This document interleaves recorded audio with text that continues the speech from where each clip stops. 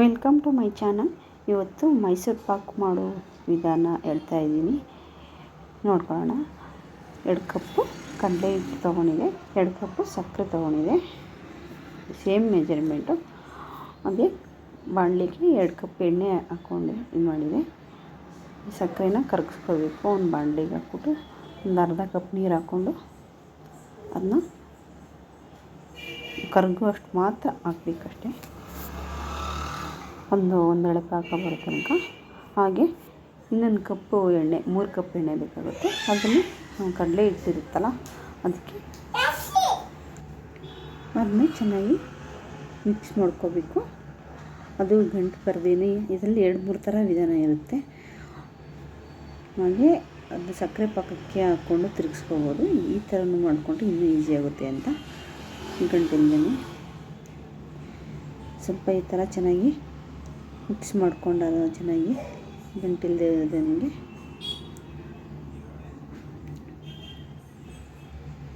ಮಾಡ್ಕೋಬೇಕು. ಹಾಗೆ ಬಾಣಲಿಗೆ ಸ್ವಲ್ಪ ಒಂದು ಅರ್ಧ ಕಪ್ಪಷ್ಟು, 1/4 ಕಪ್ಪಷ್ಟು ಆದರೂ ಪರವಾಗಿಲ್ಲ, ಸ್ವಲ್ಪ ತುಪ್ಪ ಹಾಕೋಬೇಕು ಅದಕ್ಕೆ. ಹಾಗೆ ಮೋಲ್ಡಿಗೆ ಸ್ವಲ್ಪ ಎಣ್ಣೆ ಅಥವಾ ತುಪ್ಪ ಹಾಕಿ ಸವರಿ ಇಟ್ಕೊಂಡಿರಬೇಕು ಕ್ಲೀನಾಗಿ. ಹಾಗೆ ಚೆನ್ನಾಗಿ ಗಂಟಿಲ್ದಂಗೆ ತೆಗೆದು ಇಟ್ಕೋಬೇಕು.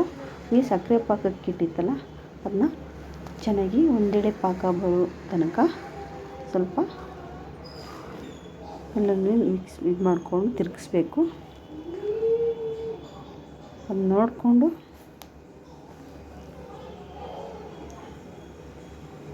ನೀರು ತುಂಬ ಜಾಸ್ತಿ ಆಗಿಬಿಟ್ಟು ತುಂಬ ಲೇಟ್ ಆಗುತ್ತೆ ಅದು ಪಾಕ ಬರಬೇಕಾದ್ರೆ. ಅದಕ್ಕೆ ನೀರು 2 ಕಪ್ಪು ಸಕ್ಕರೆ ಹಾಕಿರುತ್ತಲ್ಲ ಅದೇ ಮೆಜರ್ಮೆಂಟು.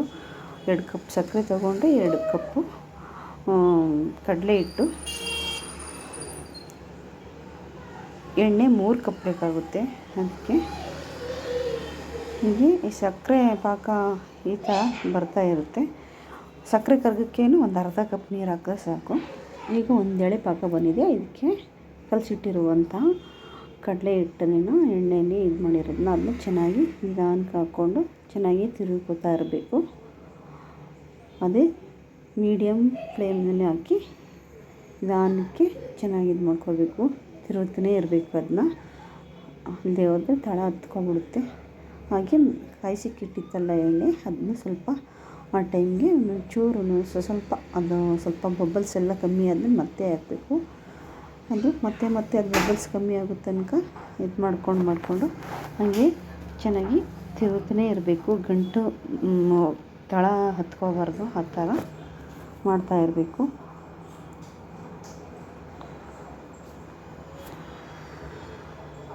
ಸ್ವಲ್ಪ ಬಿಟ್ಬಿಟ್ರೆ ಅದು ಅದೇ ಥರ ತಳ ಹತ್ಕೋತದೆ. ಅದು ಪಾತ್ರೆ ಸ್ವಲ್ಪ ಬಾಣಲಿ ಯಾವ್ದಾದ್ರು ತೊಗೊಂಡ್ರೆ ಅದು ಸ್ವಲ್ಪ ತಳ ಚೆನ್ನಾಗಿ ಇದಾಗಿರಬೇಕು, ಮಂದವಾಗಿರಬೇಕು. ಆ ಥರ ಇದನ್ನ ತೊಗೊಂಡು ಮಾಡ್ಕೊಳ್ಳೋಕೆ ಚೆನ್ನಾಗಿರುತ್ತೆ.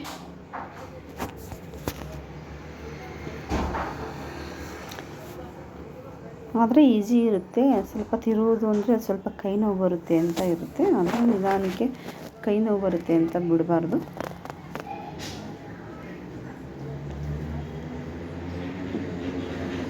ಈ ಥರ ಸ್ವಲ್ಪ ಎಣ್ಣೆ ಹಾಕ್ಕೋಬೇಕು. ಮತ್ತೆ ಅದೇ ಥರ ಚೆನ್ನಾಗಿ ಇರಬೇಕು.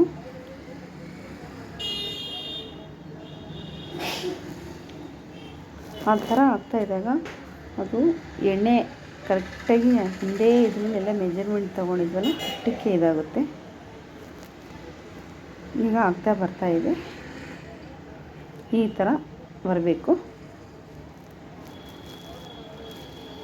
ಅದು ಬಾಣಲಿಲಿ ಇರೋದೆಲ್ಲ ಇದು ಮಾಡ್ಕೋಬೇಕು. ಈ ಥರ ಸ್ವಲ್ಪ ಮಿಕ್ಸ್ ಮಾಡ್ಕೊತಾ ಇರಬೇಕು.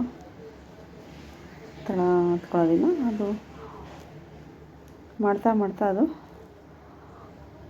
ಗೊತ್ತಾಗುತ್ತೆ.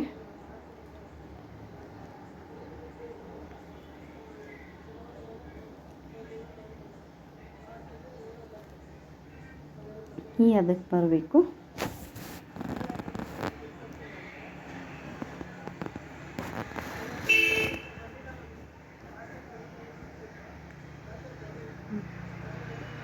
ಚೆನ್ನಾಗಿ ಈಗ ಇನ್ನೂ ಸ್ವಲ್ಪ ಎಣ್ಣೆ ಹಾಕೋಬೇಕು. ಹೀಗೆ ಚೆನ್ನಾಗಿ ತಿರುಗ್ತಾ ಇರಬೇಕು.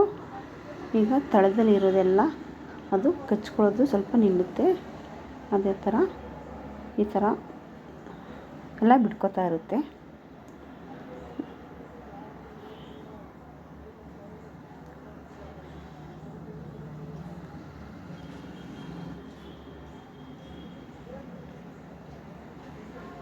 ನೋಡಿ ಈಗ ಎಲ್ಲ ಕ್ಲೀನಾಗಿ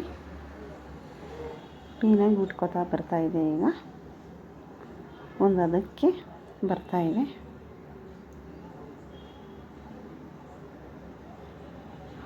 ಈಗ ರೆಡಿಯಾಗಿದೆ. ಈಗ ಮೊದಲೇ ಎಣ್ಣೆ ಹೆಚ್ಕೊಂಡಿದ್ದ ಮೋಲ್ಡ್ಗೆ ಎಲ್ಲ ಅದಕ್ಕೆ ಹಾಕ್ಕೋಬೇಕು.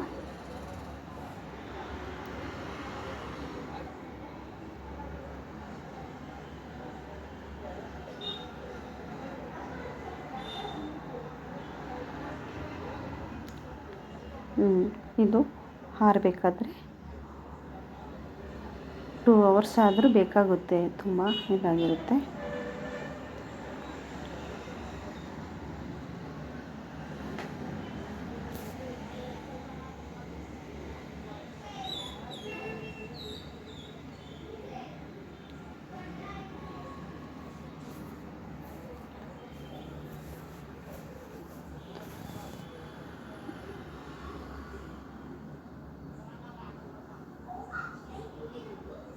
ರೆಡಿಯಾಗಿದೆ. ಈ ಥರ ಸ್ವಲ್ಪ ಆರಿದ್ಮೇಲೆ ಒಂದು 10 ನಿಮಿಷ ಆರಿದ್ಮೇಲೆ ಸ್ವಲ್ಪ ಮೇಲ್ಗಡೆ ಮಾತ್ರ ಸ್ವಲ್ಪ ಈ ಥರ ಒಂಥರ ಇದು ಮಾಡಿ ಇಟ್ಕೋಬೇಕು. ಮೇಲ್ಭಾಗದಲ್ಲಿ ಮಾತ್ರ ಅದು ಇದಾಯಿತು. ಈಗ 2 ಅವರ್ಸ್ ಆಯಿತು.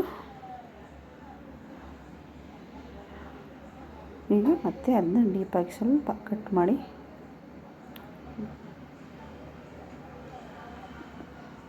ನಾವು ಹಾಕ್ಕೋಬೇಕು.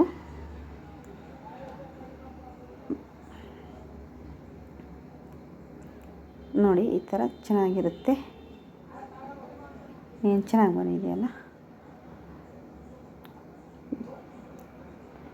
ಮನೇಲಿ ಮಾಡೋದು ತುಂಬ ಚೆನ್ನಾಗಿರುತ್ತೆ. ಬೇಕ್ರಿಲಿ ತರೋದಕ್ಕಿಂತ ಮನೇಲಿ ಮಾಡೋದು ತುಂಬ ಚೆನ್ನಾಗಿರುತ್ತೆ. ನಮ್ಮ ಮಕ್ಕಳಂತೂ ಒಂದ್ಸಲ ಬೇಕ್ರಿಲಿ ತಂದುಬಿಟ್ಟು ಬೇಡ ಚೆನ್ನಾಗಿಲ್ಲ ಅದು ನೀನೇ ಮಾಡಮ್ಮ ಅಂತ ಹೇಳಿದರು. ಅದಕ್ಕೆ ನಾನು ಮನೇಲಿ ಮಕ್ಕಳಿಗೆ ಮಾಡಿಕೊಡ್ತಾಯಿದ್ದೆ. ಚೆನ್ನಾಗಿರುತ್ತೆ. ಇಷ್ಟ ಆದರೆ ಮಾಡಿ. ಅದೇ ಸಮ ಪ್ರಮಾಣದಲ್ಲಿ ಅಂತಂದರೆ 1 ಕಪ್ನಲ್ಲಿ ತೊಗೊಂಡ್ರೆ 1 ಕಪ್ ಸಕ್ಕರೆ ಈ ಥರ ಒಂದು ಮೆಜರ್ಮೆಂಟ್ಲಿ ಹಾಕ್ಕೊಂಡು ಮಾಡೋದು ಚೆನ್ನಾಗಿರುತ್ತೆ. ಈ ಥರ ಸಿಂಪಲ್ಲಾಗಿ ಮಾಡ್ಕೊಬೋದು. ನಮ್ಮ ಚಾನಲ್ ಇಷ್ಟ ಆದರೆ ಲೈಕ್ ಮಾಡಿ, ಸಪೋರ್ಟ್ ಮಾಡಿ, ಶೇರ್ ಮಾಡಿ.